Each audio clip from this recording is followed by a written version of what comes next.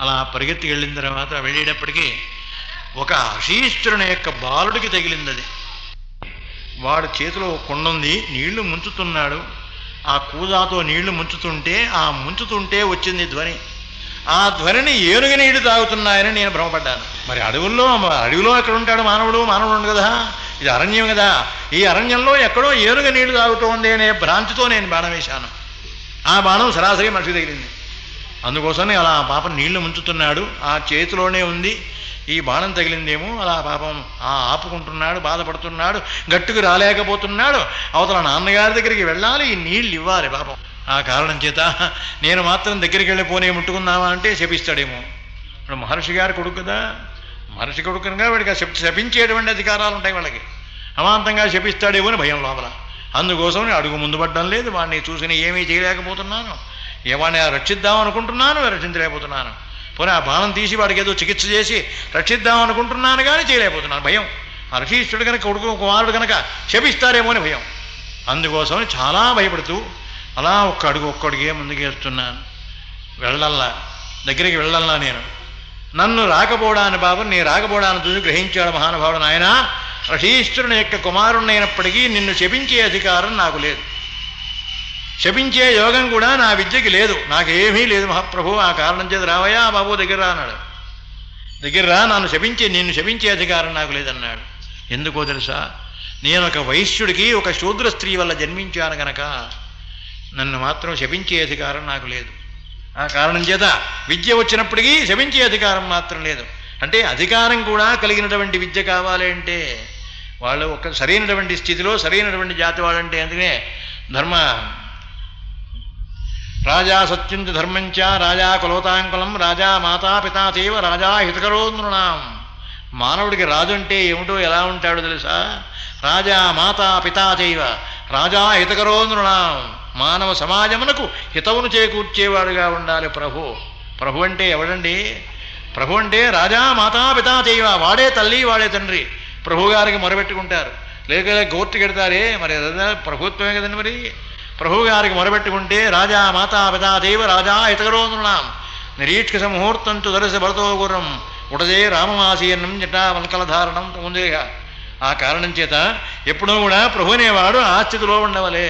రాజా సత్యంచ ధర్మంచ రాజా కులవతాంకులం, మంచి కులంలో పుట్టి ఉండవలే. వాడే సత్యం, వాడే ధర్మం. సత్యం ధర్మంచ ఎప్పుడూ కూడా వాడే సత్యమనే మాట్లాడే. ఇది యథార్థం. కోర్టు వారు తీర్పు చెప్పారంటే కరెక్ట్గా ఉండవలది. అంతేగాని మళ్ళీ దీనికి మీద అప్పీల్ చేసుకునే యోగం ఉండకూడదు. అప్పీల్ చేసుకుంటే మళ్ళీ ఉండొచ్చు, పోవచ్చు కదండి. అప్పీల్ చేసుకుంటారుగా, ధర్మానికి మరి అప్పీల్ లేదు. ధర్మం చెప్పారంటే ధర్మమే అది. అందుకోసమే అయా మీరు కూర్చునే వరకు మేము నుంచుంటామని అన్నాడు మహానుభావుడు.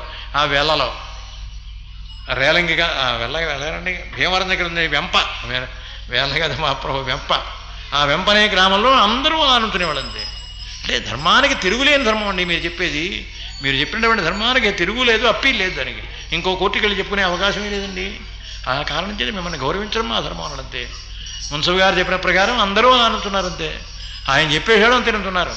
అంటే ఒక్క మనిషి ఏంది అంత గౌరవం ఉంది ఆ ఊళ్ళో. ప్రత్యేకించి మరి మున్సబు గారు చెప్పారు, కరణం గారు చెప్పారు అంటే అంతే, దాని కింద ఆ గౌరవం ఉందండి. మరొక చోట చూశాను నేను, దంగారెడ్డిగూడెం పైన ఉంది, అదేదో దాని పేరు కూడా గూడెమే. ఇక్కడ కరణం గారు అన్నాడు, ఒరే శాస్త్రి గారు పురాణం ఉన్నంతకాలం ఏ సినిమాలు పెట్టకూడదు అన్నాడు అంతే. అంటే మా శ్రీరామోత్సవాలే శ్రీశాస్త్రి గారు పురాణం చెప్పిన నాడు మాత్రం ఎవరు ఏ ప్రోగ్రామో పెట్టడానికి వెళ్ళేదంతే అన్నాడు. అంతే, ఆయన మాట ప్రకారం ఆగిపోయినారు. ఆయన వెళ్ళిపోయినా పెట్టుకోండి మీ ఇష్టం. నేను చెబుతున్నాను ఎవడో కూడా పెట్టడానికి వీల్లేదు అని చెప్పేసాడు అంతే. ఆయన వీల్లేదు అంటే అందరూ ఊరుకున్నారు. ఎందుకు తెలుసా, అరే నేను వెళ్ళి ఎక్కడికైనా కావాలంటే వింటాను ఆయన పురాణం, నేను విన్నాను. కానీ మన ఊళ్ళో మీరంతా వింటారని పిలిపించాను. ఇప్పటికీ మీ ఊళ్ళో మన ఊళ్ళో వాళ్ళు కూడా వినాలి అని నేను పిలిపించా ఆ మహానుభావుడు. అంచేత ఆయన చెప్పింది వినకుండా మీకేమో ఈ సినిమాలు ఇవి వినరా, ఈ డ్యాన్సులు ఇవే దుఃఖమాల ప్రోగ్రాం తీసేవాడు. మొత్తం ప్రోగ్రాం తీసేసాడు అంతే.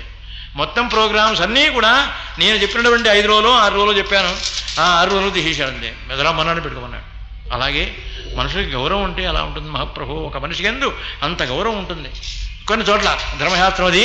ఆ కారణం చేత నేను మాత్రం పట్టుకుందామని పాపం దగ్గరికి వెళ్ళినా కూడా పట్టుకోలేకపోయినాను కనుక, నాయన ఇదయ్యా నా లోపం, ఏమైనా సరే నువ్వు మాత్రం వచ్చి నన్ను ముట్టుకోయా, ఏం పర్వాలేదన్నారు. వెళ్ళి నేను అలా పట్టుకోగానే మహానుభావుడు ప్రాణాలు పెట్టేశాడు. అలా దగ్గరికి వెళ్ళాను, పట్టుకున్నాను, ఆ బాణం తీశాను, అంతే ప్రాణం పోయింది. ఆ లోపల ఒక్క విషయం మాత్రమే చెప్పాడు ప్రాణం పోయే లోపల. మా నాన్నగారు అయ్యా బలాన చోట ఉన్నారండి, మా అమ్మ కూడా జాత్యంధ్రు పుట్టిగుడ్డిది, మా తండ్రి గారు కూడా గుడ్డివాడు. ఆ కారణం చేత రాత్రి వాళ్ళకి పాపం మంచినీళ్ళు కావాలి వచ్చాయి. ఆ కారణం చేత ఒరే నాయన ఎక్కడికైనా వెళ్ళి కాస్త నీళ్లు తీసుకురారా అని చెప్పారు పాపం. అందుకోసం మా నాన్నగారికి నీళ్లు కావాలని ఈ పూట ఈ సమయంలో ఈ రాత్రి సమయంలో ఇక్కడికి వచ్చి నీళ్లు ముంచుతున్నానయ్యా, అంతేగాని నాకక్కర్లేదు. అయ్యో పాపం వాళ్ళు జాత్యంధ్రులు గనక పుట్టిగుడ్డి వాళ్ళు ఆ పుట్టిగుడ్డి వాళ్ళు అవడం చేత అలా ఉన్నారు కనుక వాళ్ళకి కాస్త నీళ్లు మాత్రం తీసుకెళ్ళి పోయా నాయన అన్నాడు. సరే ఈ శవం బుధానేసుకున్నాను, మంచి వయసులో ఉన్నాను కదా, ఈ శవం బుధానేసుకున్నాను, మంచినీళ్ళ కొండ పుచ్చుకున్నాను, సరాసరి నిమ్మడంగా పెడుతున్నాను. ఈ జాడ ఆయన చెప్పాడుగా గుర్తులు బలాంతోటని, ఆ గుర్తుల దగ్గరికి పెడుతున్నా. అలా పెడుతుంటే నిమ్మడంగా ఆ ఎండిపోయిన ఆకుల మీద నా కాళ్ళ చప్పుడు వినిపిస్తోంది ఆ గుడ్డాయనికి. ఆయన గ్రహించాడు. రే ఎవడరా వచ్చేవాడు అన్నాడు. అబ్బో ఎవడరా అంటున్నా అంటే నా కొడుకు కాడురా అన్నాడు. అంతే ఆయన. నా కొడుకు కావురా నువ్వు, నా కొడుకు అయితే గబగబా వచ్చి నాన్న అని చెప్పి నీళ్ళు వచ్చేసేవాడు రా, ఎవడరా వచ్చేవాడు అన్నాడు. ఎవడరా వస్తున్నాడు అని పాపం మహానుభావుడికి ఆవేదన పడుతున్నాడు ఆయన. రాజా దశరథో నామా అన్నాను నేను. అయ్యా నా పేరు దశ మహారాజండి, అయోధ్యకి ప్రభువుని అన్నాను. ఎవడవైతే నాకెదలేరా అన్నాడు ఆయన. ఎవడవైతే నాకెదలేరా, నువ్వు ఆ కొడుకు కాదంతే తీసేమన్నాడు. ఆయన అంటూనే ఉన్నాడు. అలా పాపం విసుక్కుంటున్నాడు, బాధపడుతున్నాడు. దాహమవుతోంది కనుక నిమ్మడంగా ఈ కొండని ఆ చేతికి దొరికేటట్టుగా నిమ్మడంగా తోశాను. ఈ శవం మాత్రం దూరంగానే పడుకోబెట్టాను. ఆ శవం మరి ఆయన కనపడదు కదండి, జాత్యంధ్రుడు పుట్టివాడు కదా, అందుకోసం నిమ్మడంగా ఈ మంచినీళ్ళ కొండ మాత్రం దగ్గరికి తోశాను. ఆ దగ్గర తోయగానే ఆ కొండ ఇలా పాపం తణుకుంటున్నాడుగా, ఇలా తణుకుంటున్నాడు. ఆ చుట్టుపక్కలన్నీ పరిశీలిస్తున్నాడు కనుక వెంటనే కొండ తగిలింది. ఆ కొండ పెట్టి నేల పెట్టి కుడిచాడు. మంచినీళ్ళు తాగల. నా కొడుకు కాదురా, ఎవడరా నువ్వు, ఎవడరా ఎందుకు వచ్చావురా, నా కొడుకు నీళ్ళకెళ్ళాడురా, ఎవడరా నువ్వు నీళ్ళెట్టుకొచ్చావు అంటున్నాడు ఆయన. ఎవడరా నువ్వు నీళ్ళెట్టుకొచ్చావు, నా కొడుకు ఏమైనాడు అంటున్నాడు ఆయన. అయ్యా మహాప్రభు రాజా శరథో నామ రథకుంజర వాజివాన్ అంతవరకు చెప్పాడు. నేను బలాన ప్రభువుని మహాప్రభో మృగయా పరిధావత వేటనే పేరుతో బయలుదేరి వచ్చాను. అలా వేటాడి మహాప్రభు ఒక చోట కూర్చున్నాను. అనంతరం ముందు నాకు చెందినటువంటి శబ్దభేదిని ప్రయోగించాను. ద్విపయతి భ్రాంత్య ఏనుగనే భ్రమపడి ఏనుగనే కారణం చేత శబ్దభేదిని ప్రయోగించాను మహాప్రభో. ఆ శబ్దభేది వెళ్ళి నీ కుమారుడికి తగిలింది మహాప్రభో, నన్ను క్షమించు. నేను కేవలం పొరపాటుగా చేశాను తప్ప నీ కుమారుడంటే విరోధంగానే ఇతరమైనటువంటి కారణాలు ఏమీ లేవు. ప్రత్యేకించి నీ కుమారుడు అనేటువంటి భ్రాంతి నాకు మాత్రం ఏమీ లేదు, తెలియదు. నీ కుమారుడు అంటే నాకు కూడా గౌరవమే. కానీ ఏనుగనే భావన చేత ఏనుగనే భ్రాంతిపడి ఏనుగ మీద ప్రయోగిస్తున్నదా అని చెప్పి సరాసరి శబ్దభేదిని అలా ప్రయోగించాను. సరాసరి నీ కుమారుడికే తగిలింది. అనంతరమందు కుర్రాడు మరణించాడు, ఇదిగో ఇక్కడే ఉంది దేహం అని నెమ్మదిగా వాడి దేహాన్ని ఆయనకు చేతికి దొరికేట్టుగా జరిపాను. ఆ ఎండు ఆకుల మీద పడుకోబెట్టానేమో. అలా కబరియాడం కొడుకుని తడిమి చూసుకున్నాడు మహాప్రభు. అక్కడి నుంచి బావురమని ఏడుస్తున్నాడు పాపం మానవుడు. కొంతసేపటికి ఆయన ఏడుపు విని నా మనస్సు కరిగిపోయి, అయ్యా తమరు దుఃఖపడి లాభం లేదండి, మరణించాడు కదా, ఇక మరణించిన వాళ్ళ గురించి ఎంతసేపు దుఃఖపడతారు, మీ జీవితం వెళ్ళాలి కనుక నా అయోధ్యకు తీసుకువెళ్ళి సమస్తమైనటువంటి గౌరవములతో సహా మేము జీవితాంతం గడిపించే బాధ్యత నాది. అప్పుడైనా నేను చేసిన పాపం పోతుందేమో మహాప్రభు. ఇలా అనుకోకుండా పాపం చేశాను, తెలియక పాపం చేశాను కనుక భ్రాంతిపడి భయపడి అలా పాపం చేశాను. కానీ ఇందులో పాపం వస్తుందనేటువంటి కారణం ఏమీ లేదు. అలాగే బలాన పని చేస్తున్నాననేటువంటి భావన అంతకన్నా లేదు. ఆ కారణం చేత మహాప్రభో రే పుత్ర శతైరవే 100 మంది పోయినా నీ వంటి ప్రభువులు నా కొడుకుతో సమానం పోరా అన్నాడు. 100 మంది సరైనా సరే 100 మంది ప్రభువులు నీ అంటే వాడు ఆ రాజ్యంలో పరిపాలిస్తున్నాను, అది చేస్తున్నాను అని చెబుతున్నావే నువ్వు. నీకు సమస్తమైనవన్నీ ఉండవచ్చు, రాజలాంఛనములన్నీ ఉండవచ్చు, గజ తురగాదులు యావత్తు అన్నీ ఉండవచ్చు, ఎన్ని ఉన్నా సరే నా కొడుకుతో సమానం కాదురా. పుత్ర శతైరపి మహాతల్లి కౌసల్యమ్మ అది అంటున్నారు. 100 మంది కొడుకులున్నా సరే భర్తతో సమానం కాదు మహాప్రభో. భార్యకి ఎప్పుడూ కూడా భర్త అనేవాడు అంత గౌరవం, అంత ప్రాతినిధ్యం ఇవ్వలే గౌరవం భర్తకి. భర్త తర్వాత 1,00,00,000 శతైరపి 100 మంది కొడుకులుంటే మాత్రం ఎందుకండి, వీళ్ళు కోటాను కోట్లున్నా ఏమీ లాభం లేదు మహాప్రభో. భర్తానామ పరం నార్యా భూషణం భూషణాదపి ఏషా తురహితా తేనా భూషణార్హ నశోభతే. కేవలం భర్త అనేటువంటిదే మొట్టమొదటి ప్రధానమైనటువంటి వస్తువు. అంతేగాని ఆ ప్రధానమైన వస్తువు కాస్త లేకపోతే ఎన్నున్నా అలాగే గౌరవం, ఏ విధమైనటువంటి గౌరవం కూడా కలగదు, సృష్టిలో ఎందుకు కూడా పనికిరాదు. ఆ కారణం చేత ఈ మహానుభావుడు కూడా అంటున్నా, నీ వంటి ప్రభువులు ఎంతమంది అయితేనేరా నా కొడుకుతో సమానవుతారా, పోరా అనడగలిగా. మహాప్రభు, మరి మీ జీవితం వెళ్ళాలి కదా, జాత్యంధులే మీరు, మీకు ఏమీ దొరకదు కదా, ఏమీ తెలియదు కదా, మీకు ఎక్కడికి వెళ్ళలేరు కదా. ఆ కారణం చేత మిమ్మల్ని పోషించే బాధ్యత నాకు ఇవ్వండి మహాప్రభు. తప్పక నేను తీసుకెళ్ళి హాయిగా ఆనందంగా నా మందిరంలో కూర్చోబెట్టుకుని పోషిస్తాను నేను చాలా మహాప్రభు. మీ జీవితం వెళ్ళాలి కదా. ఒరే దుఃఖమాల జీవితం ఉంటే ఎంత, పోతే ఎంతరా. అసలు జీవితానికి భయపడక్కర్లేదురా, జీవితం పోతుందని భయపడక్కర్లా. ఎప్పుడో కూడా మనం పోయినా ధర్మం నిలబడిందా లేదా అని ధర్మం కోసం ఏడవాలి తప్ప జీవితం పోతుందని ఏడుస్తాడరా. నీ వంటి సన్నాసులరా అట్లా మాట్లాడేది. అందుకనే నేను తీసుకెళ్ళి కూర్చోబెడతాను, మిమ్మల్ని హాయిగా గౌరవంగా చూస్తాను, మేము భోజనం పెడతాను. ఏడు దిక్కుమాలి తిండి కోసమా? అందుకోసమా మానవుడు జీవించేది? కేవలం తిండి తినడం కోసమా? లేకపోతే బట్ట కట్టుకోవడం కోసమా? అవి రెండూ లేకపోతే బతుకలదా? అవి రెండూ అయితే బతుకలదా? ఏమండి వెళ్ళదా? ఎలా ఉన్నా వెళ్ళిపోతుంది మహాప్రభు. కానీ వాడి పేరు కీర్తి ఉంటుంది. ఆ కీర్తి అనేది ఒక్కటే ఉంటుంది, అది మాత్రం శాశ్వతంగా ఉంటుంది. ఎంతమంది వెళ్ళినా, ఎంతమంది మధ్యలో మారిపోయినా కీర్తి అనేది మాత్రం ఉంటుంది. ఆ కారణం చేత నా కుమారుడు పోయిన తర్వాత నీదో నీ దగ్గరికి వెళ్ళి నీ దగ్గర నా జీవితం గడిపించాలి రాపా, నీ కడప రాబోతుంది అన్నాడు మహానుభావుడు. అయ్యా క్షమించండి, మీరు ఆగ్రహంతో ఉన్నారు, మీకు మా పుత్ర వియోగం చేత చాలా బాధపడుతున్నారు కనుక, ఆ పుత్ర వియోగంతో దుఃఖపడుతున్నారు కనుక మీకు చాలా కోపంతో ఉన్నారు. ఆ కారణం చేత నేను నమ్మనమని దయచేయమని మహాప్రభు ప్రార్థిస్తున్నాను. అయినప్పటికీ మీరు అంగీకరించడం లేదే, ఇది సహజ లక్షణం అనుకోండి, ఏమైనా సరే తప్పదు మహాప్రభు, ఎలాగైనా చేయవలసిందే అంటున్నాడు ఋతమహారాజు గారు. ఆ కేకలలో కొంతసేపటికి ఆ పక్కన ఉన్నటువంటి పాపం తల్లి విన్నది. ఏ స్వామి, మన అబ్బాయి ఏమైపోయినాడు అంటుంది బాబు ఆవిడ. నేపటికి చేయి పెట్టి చూపించాడు. ఆవిడ చేయి పట్టుకుని దీని మీద పెట్టాడు శవం మీద. సరే ఆవిడ కూడా ఒక్కసారి అలా చేత్తో పైనుంచి కిందకి తెమి చూడగానే కుమారుడు మరణించాడు అని అమాంతంగా తెలుసుకుని వెంటనే ఆ కుమారుడు దేహం మీద ప్రాణాలు పెట్టేసింది ఆవిడ.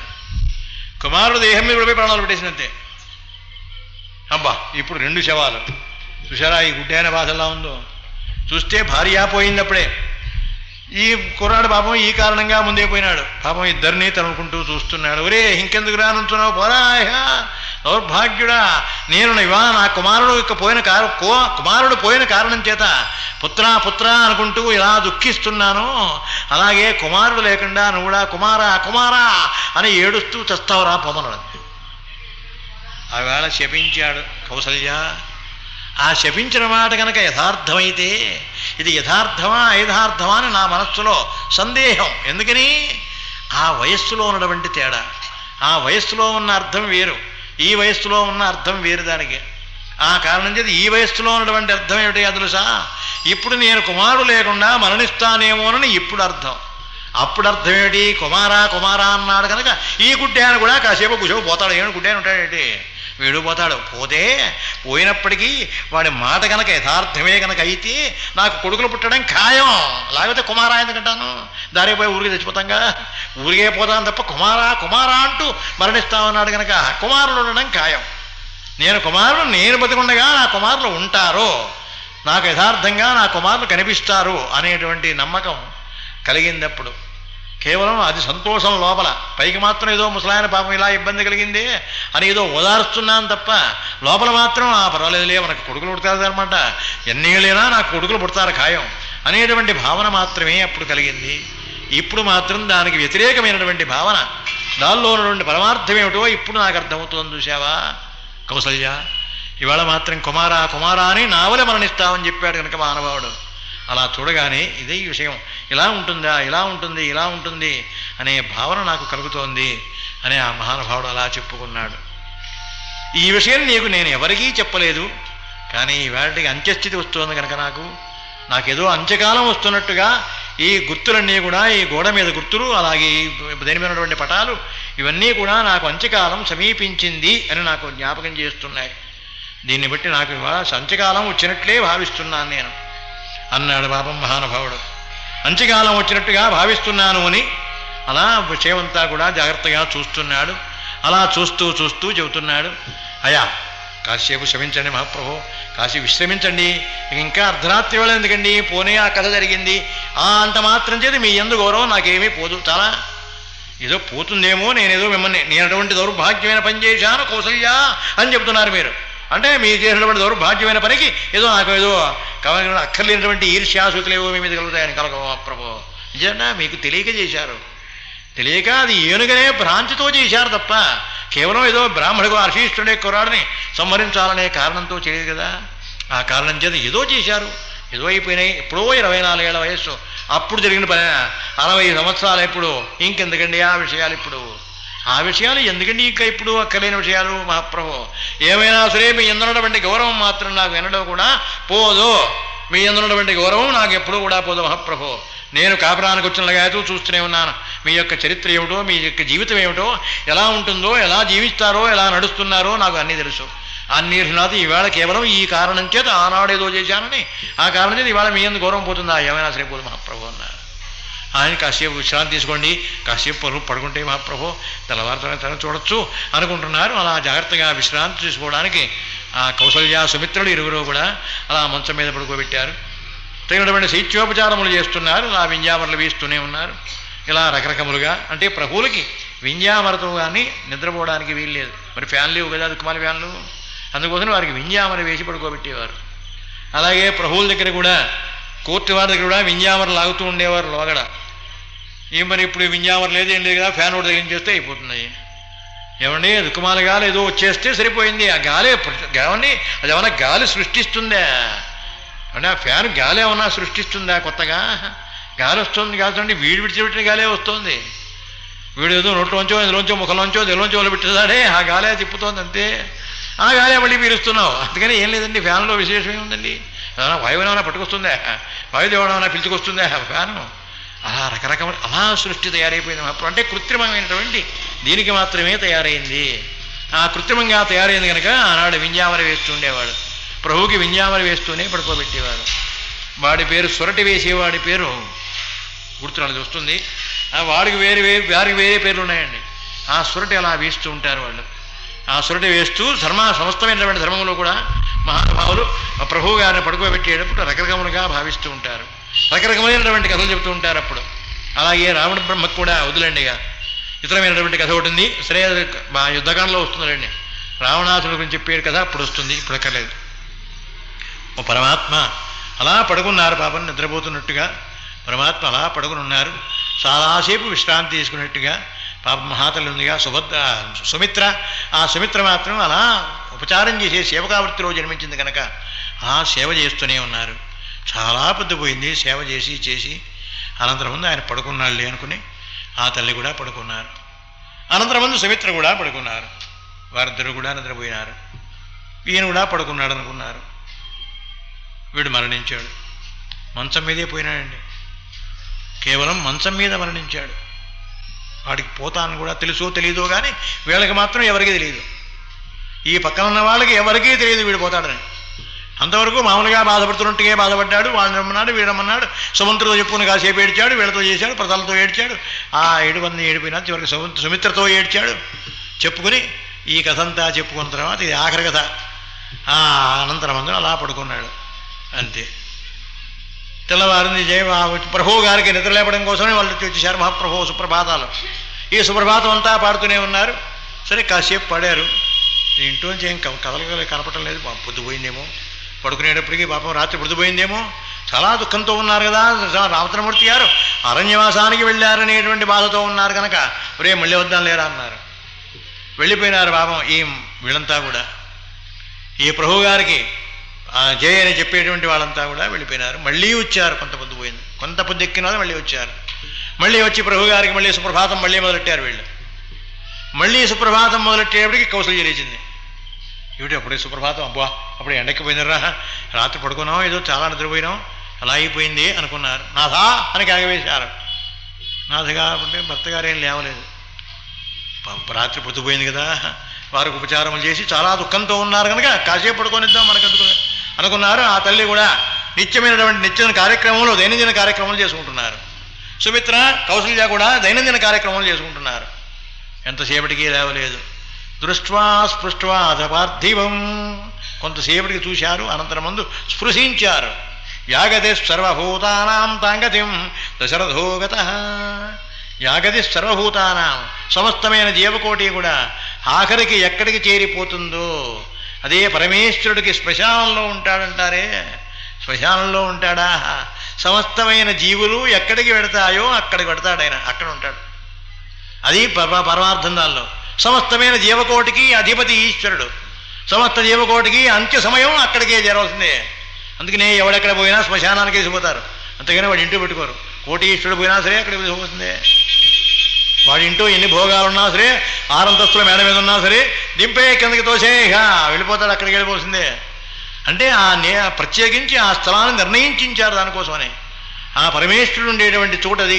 ఆ కారణం చేత అక్కడికి ఆ మహానుభావుడు యాగదే సర్వభూతానాం తాంగతిం దశరథోగత అనే నిర్ణయానికి వచ్చారు. దృష్ట్వా స్పృష్ట్వా చ పార్థివం, చూశారు, స్పృశించారు, కదిపారు. ఏమండి ఇప్పుడు కాలేదు. అప్పుడు యాగతి సర్వభూతానాం తాంగతిం దశరథోగత, సమస్త జీవకోటి ఆఖరికి ఎక్కడికి పెడుతుందో అక్కడికి వెళ్ళిపోయినాడు అని నిర్ణయించేసుకున్నారు. గావురమని ఏడుస్తున్నారు పాపం. ఆ ఏడ్చేవాడు కదా పక్క వాళ్ళు లేచారు. ఇక వాళ్ళు చేరుతున్నారు కదా మహాప్రభు. రాజా దివంగత, ప్రభుగారు దివంగతుడైపోయినాడు. పుత్ర వనంగత, తమ కుమారుడా అరణ్యానికి వెళ్ళిపోయినాడే. మహారాజు గారు దివంగతుడైపోయినాడే, ఇప్పుడు మా గతి ఏమిట్రా అని ఏడుస్తున్నారు పాపం మహాతల్లి కౌసల్య. కనీసం ఈ దేహంతోనైనా సరే నేను కూడా ప్రాణత్యాగం చేస్తాను. దుఃఖమాల చావు ఎప్పుడు రకరకములుగా ఉన్నప్పటికీ అందులో కనీసం ఆఖరిది 2వ రకం, భర్తగారితో సహా మరణించడం అనేది 2వ రకం. 3వ రకం ఎప్పుడో అప్పుడు మరణించడం. ముందుగా మరణించడమే మొదటి రకం. స్త్రీకి ఎప్పుడూ కూడా భర్త జీవించి ఉండగానే ఆవిడ కనుక ముందు వెళ్ళిపోయిందా అదృష్టవంతురాలు. ఆవిడకి ఏమండి, ఆవిడదే అదృష్టం. అంతేత కేవలం నెంబర్ 1లో చేరుతుంది ఆవిడ. నెంబర్ 2 ఏమిటో తెలుసా? భర్తగారితో సహా మరణించడం. మరణిస్తే అంటే మరణించాలంటే కేవలం వీళ్ళు చంపడం కదా మహాప్రభు, ఆవిడ మరణించవలే. మరణిస్తే మాత్రమే దానికి ఇదే రూల్స్ పెట్టి దానికోసం మళ్ళీ రాజకీయం గొడవ వచ్చేస్తుంది. ఆ కారణం చేత ఆ భర్తని అలా అనుకునేప్పటికే మరణించాలి. అందుకనే ఒక మహానుభావుడు చెప్పాడట, అలా చెప్తున్నట్టు ఈయన కూడా ఈవిడ ధర్మశాస్త్రంగా చెబుతున్నాడు. ఏమండి అలా మరణిస్తారా అందుట ఆవిడ. ఏమన్నా మరణిస్తారు అని చెప్పుకుంటారు. భర్తగారి మరణ వార్త వదిలేసేయాలి ప్రాణం, అంతేగాని భర్తగారు మరణించారనే వార్త వినేప్పటికే ప్రాణాలు పెట్టేయాలి. అంతేగాని కేవలం మరి చావడం అంటే అప్పుడు ఉరిపోసుకోవడం కోసం లేకపోతే బలవన్మరణం చేయడం కోసం ప్రయత్నం చేస్తే అది మాత్రం చావు కాదు. అలా చేసి ఇప్పుడు దశరథులతో మహారాజుతో సహా నేను కూడా ప్రాణత్యాగం చేసేస్తాను. ఏమైనా సరే నా జీవితం కూడా ఇంతటితోనే పరిసమాప్తం అవుతుంది. ఇక అనంతరం ముందు బతకడం అనవసరం, నేను తర్వాత ఇంకా బ్రతికి ఉండడం అనవసరం అనుకుంటోంది. అలా ఈ పాపం దుఃఖపడుతోంది మహాప్రభు. ఆ కారణం చేత ఆవిడ కూడా ఓ ధర్మశాస్త్రం చెప్పారు అక్కడ. ఏమని? యాగతి సర్వభూతానాం తాంగతిం సర్వోగత, సమస్తమైన జీవకోటి కూడా ప్రసాదం ఇస్తున్నారు కదండి, కొంచెం ఉండాలి ఇంకా ప్రాణం ఉండకపోతే మరి ప్రసాదానికి ఇబ్బంది కలుగుతుందండి. మీరు కూడా ప్రసాదం ఎప్పుడు బయలుదేరితే సరిపోతుందో లెక్కేసుకోవాలి. ఒక అరగంట ముందుగా బయలుదేరేవారండి ద్రాక్షారామంలో. అరగంట ముందుగానే హారతి పళ్ళెం పట్టేసేవాళ్ళు. వెనకాదులు వాళ్ళు అరగంట పడుతుంది అంటే అంతమంది జనం ఉన్నారు. మరి ఆ జనానికి తిరిగి వచ్చేటప్పటికి లేకపోతే వాళ్ళ ప్రసాదం కోసం పురాణం పెంచాలి. పురాణం పెంచితే నా బస్సు పోతుంది. మళ్ళీ బస్సు ఎక్కి రాజమండ్రి వచ్చేవాడిని అర్ధరాత్రి. అక్కడ నుంచి మళ్ళీ పూరి పట్టుకునేవాడిని, తెల్లారేటోళ్ళకి వెళ్ళి వచ్చేవాడిని. మళ్ళీ ఇక్కడికి వచ్చి సాయంత్రం మళ్ళీ 10 గంటలకు మళ్ళీ బయలుదేరేవాడిని. మళ్ళీ 1 గంటకి వెళ్ళి భీవరం బస్సు ఎక్కేవాడిని. భీవరంలో మళ్ళీ కాకినాడ బస్సు ఎక్కేవాడిని. అక్కడ వెళ్ళి మళ్ళీ రామచంద్రపురం దిగి అక్కడి నుంచి మళ్ళీ ద్రాక్షారం వెళ్ళేవాడిని. మళ్ళీ సాయంకాలం పురాణం చెప్పేసేవాడిని. సుందరకాండేగా మళ్ళీ చెప్పేసేవాడిని పురాణం. అలా అంత కష్టపడ్డాను మహాప్రభు. ఇప్పుడేం కష్టపడుతున్నాను, ఇదివరకు చాలా కష్టపడేవాడిని. ప్రపంచంలో నేను పడినంత కష్టం రామచంద్రమూర్తి యొక్క సేవ కోసమని రామాయణం చెప్పడం కోసం కష్టపడ్డాను, అంతేగాని డబ్బు సంపాదించడం కోసం కష్టపడలే. డబ్బు సంపాదించాలని 3 సంపాదించేవాడిని. ఇప్పటికి నేను పెంకుటింటో కూడా ఇప్పటి నేను కట్టేవాడిని మేడ. నాకు అక్కర్లేదు అనుకున్నాను, అంతే చాలు. భగవంతుడు ఇచ్చాడంత చాలు. ఆ భగవంతుడు ఇచ్చిన నాలో సంతృప్తి పడాలి తప్ప ఇంకా అది కావాలి ఇది కావాలి ఇవి కావాలనే మాట ఎప్పటికండి పరిసమాప్తం? దీనికి ఎప్పుడు కావాలి తర్వాత అది కావాలి, దాని తర్వాత ఇంకోటి కావాలి. ఈ కావాలనే శబ్దం మాత్రం నాకు లేదు, నాకు రాదు మహాప్రభు. మీరు ఏదైనా తాంబూలం నుంచి అక్కడ పెట్టేస్తాను, ప్రాణమే చెప్తాను తప్ప ఈ తాంబూలంలో ఏముందో చూడండి. అలా పుచ్చుకోవడం పెట్టేయడమే, అది చివరికి దాని సంచిలో లేకపోవడం. ఆ ఇంటికి వెళ్ళినా చూసుకుంటాను అంతే. ఈ లోపల దాన్ని చూసే పని లేదు. నాకు డబ్బుని ఎప్పుడు కూడా మొన్నాడు లెక్కెట్టుకుంటాను తప్ప నేను ఆవేళ మాత్రం ఎప్పుడు లెక్కట్లేదు. ఇంతవరకు రామాయణం చెప్తే ఆవేళ మాత్రం లెక్కట్లేదండి. ఆ కారణం చేత పరమాత్మ యొక్క భావన ధర్మశాస్త్రం అలా జ్ఞాపకం చేస్తారు కనుక పరమాత్మ యొక్క భావన చేయాలి. యాగతి సర్వభూతానాం తాంగతిం సర్వోగత, సమస్తమైన జీవకోటికి ఎక్కడికి పెడుతుందో అక్కడికి వెళ్ళాడు అని నిర్ణయం తీసుకున్నారు. వెంటనే పక్కన ఉన్నటువంటి మహానుభావులకి తన దాసీజనం అంతా ఉంటారు కదా, దాసదాసీజనానికి అందరికీ కూడా కబురు చెప్తున్నారు. రే నాయన, ఎవరూ లేరురా ఇక్కడ, మనకు పెద్ద ఏం చెప్పినా మనం వినవలసింది వశిష్ఠ మహర్షి గారి యొక్క ఆజ్ఞ. ఆ వశిష్ఠ మహర్షి గారికి కబురు చేయండి రా అన్నారు. వామదేవుడు, జాబాలి, కశ్యపుడు ఇత్యాది మహానుభావులందరికీ కూడా కబుర్లు వెళ్ళిపోయినాయి. దగ్గరలో ఉంటారు కదండి, వశిష్ఠుడు అంటే పెద్దవాడు, ఆయన హెడ్ కమాండ్. ఆ కారణం చేత ఆయనకి చివరి కడుతుంది కబురు. కానీ వీరందరికీ కూడా, జాబాలి, కశ్యపుడికి, మహానుభావులందరికీ కూడా వెంటనే కబుర్లు వెళ్ళిపోయినాయి. అందరూ పరిగెత్తుకొచ్చేశారు మహర్షి గారి దగ్గరికి. అయ్యా మహర్షి గారు, బాగా విషయం జరిగింది విన్నారా? తెలుసులేరా, నాకు వచ్చింది కబురు అన్నాడు ఆయన. నాకు వచ్చిన లేరా కబురు అన్నాడు మహానుభావుడు. యాగతి సర్వభూతానాం తాంగతిం సర్వోగత, అయ్యా సమస్తమైన జీవకోటి ఎక్కడ చేరిపోతుందో అక్కడికి వెళ్ళిపోయినట్టు మహారాజు గారు అన్నారు. సరే, ఆ తర్వాత సగదేవుడు, నేను చూస్తాలేదా మీరు మానేసేంటి అన్నాడు. ఈ జాబాలి, కశ్యపుడిని అందరినీ కూడా అలా ఇక్కడ వారిని ఏ స్థానంలో వారిని ఆ స్థానంలో కూర్చోబెట్టాడు. ఆ మహానుభావుడు వశిష్ఠుడు బయలుదేరి ఇక్కడికి రాబోతున్నాడు. ఇక వశిష్ఠుని యొక్క ప్రవేశమే రేపు ప్రారంభమవుతుంది. వశిష్ఠుడు ప్రవేశించి, నారాజకే జనపతి, దేశం అరాజకం అంటే ఇలా ఉంటుంది, అరాజకం కాకూడదు కనుక శవం అట్టే పెట్టమనడం దేవుడు. శవ అనంతరం ముందున ఇక కౌసల్య సుమిత్రులు పాపం అలా దుఃఖపడుతున్నారు. నాథేది, నాథా పరమాత్మ, నా కేవలం శ్రీమహారాజు మాత్రమే దివంగతుడైపోయినావా మహాప్రభో, నా కుమారుడైనటువంటి రాముడు కూడా వరంగత అరణ్యానికి వెళ్ళాడే, ఇప్పుడు ప్రస్తుతం నేను దిక్కులేని వాళ్ళం అయిపోయినావే అని మహాతల్లి విలపిస్తూ ఉంది. దిక్కులేని వాళ్ళం అయిపోయినావే అంటే ఇప్పుడు కూడా స్త్రీలకు మొదటిగా కర్త భర్త మాత్రమే. ద్వితీయోగతి ఆత్మజ, ద్వితీయోగతి ఆత్మజ, రెండవ గతి కొడుకు. తృతీయో బాంధవాశ్చైవ, ఆ మూడో వాడు మాత్రమే బంధువులు. భర్తానామ పరం నార్యా, ఓతోడు చెప్పాడు. ఆ గతి కేవలం స్త్రీలకు మాత్రం గతి ఎవరయ్యా అంటే భర్తే గతి. ఆ కారణం చేత నా భర్త గారు దివంగతుడు అయిపోయినాడే అని పాపం ఆ మహాతల్లి అలా దుఃఖపడుతున్నారు. సరే, ఆ పక్క వాళ్ళంతా లేచారు, వచ్చారు. దృష్ట్వా స్పృష్ట్వా చపార్థివం, అలా చూశారు, ముట్టుకున్నారు, కదిపారు. వీడు దివంగతుడు అయిపోయినాడు. యాగతే సర్వభూతానాం తాంగతిం దశరథోగత,